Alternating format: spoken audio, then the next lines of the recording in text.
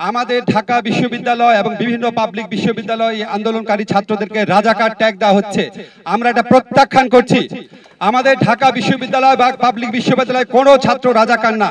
1971 সনে বড়জোর 1% রাজাকার ছিল, বাকি 99% ছিল মুক্তিযোদ্ধা। কাজে আজকে যাই সন্তানদের দেখছেন তারাও মুক্তিযোদ্ধার সন্তান, তারা এই জনযুদ্ধের মুক্তিযুদ্ধের সন্তান। তাদেরকে রাজাকার ট্যাগ দেওয়া বন্ধ করেন, রাজাকার ট্যাগ দেওয়ার রাজনীতি সরকার বন্ধ করেন।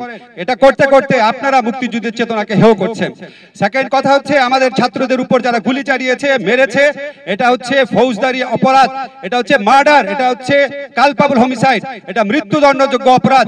অবশ্যই এই অপরাধের বিচার করতে হবে এবং এই অপরাধে সরকারের যেসব মন্ত্রী, আওয়ামী লীগের যেসব নেতা প্রকাশ্যে ছাত্রলীগকে এই আন্দোলন দমন করার নির্দেশ দিয়েছেন, তারা এই অপরাধের অ্যাবেটার, এই অপরাধের সহায়তাকারী হিসেবে তাদেরকে বিচার করতে হবে।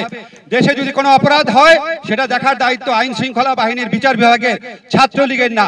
শেষ কথা আমি বলছি, আজকে যে বিশ্ববিদ্যালয় বন্ধের ঘোষণা দেওয়া হলো, এটা কার স্বার্থে দেওয়া হলো? এটা কি আমাদের সাধারণ ছাত্রদের স্বার্থে? তাদের কি স্বার্থটা বিবেচনা করা হয়েছে?